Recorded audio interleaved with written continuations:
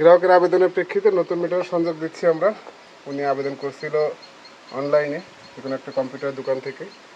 নতুন মিটার নেওয়ার জন্য যেভাবে আবেদন করবেন, 1 কপি ছবি, ভোটার আইডি কার্ডের ফটোকপি, ওই কভারটা দেন তো, জমির পত্র আপনি দেন, জমির পত্র, দলিল বা খতিয়ান নাম্বার দিয়ে অনলাইনে যে কোনো কম্পিউটার দোকান থেকে আবেদন করবেন।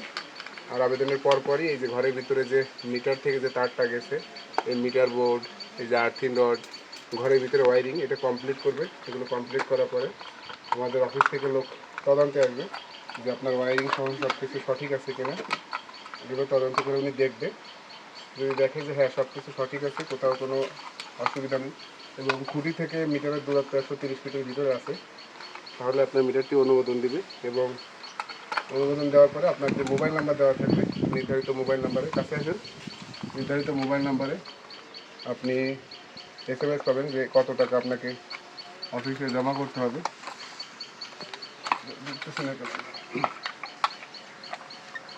SMS-এ পাওয়া টাকা আপনি অফিসে অনলাইনে যে কোনো যে কম্পিউটার দোকান থেকে আবেদন করছেন সেখান থেকে ডাচ বাংলা বা রকেটের মাধ্যমে জমা করবেন।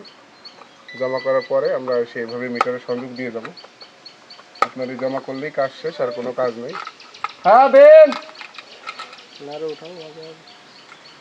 তো উনি আবেদন করেছিল, আবেদনের পরে তদন্ত হয়েছে এবং তদন্ত শেষে আমরা এই মিটারটি জামানতের টাকা জমা প্রদানের পরে উনি অপেক্ষামান তালিকায় ছিল।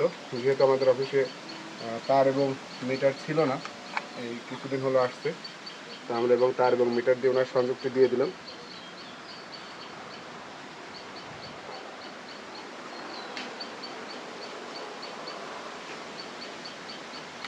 ওইটা কি ঘরের ভিতরে নিছেন? হ্যাঁ, কিন্তু তো ঘরের ভিতরে নেওয়া ঠিক হয়নি। কোন জায়গায় মিস্ত্রিরা করে দিচ্ছে, আমরা তো বুঝি না কি ভাই। আমরা এই যে ওনার আবেদনের প্রেক্ষিতে নতুন মিটার দিয়ে দিলাম। মিটারে পাওয়ার চলে আসছে সম্ভবত, এই জন্যই সম্পূর্ণরূপে পাওয়ার চলে আসছে। ভাই ঘরের ভিতরে যেয়ে দেখেন,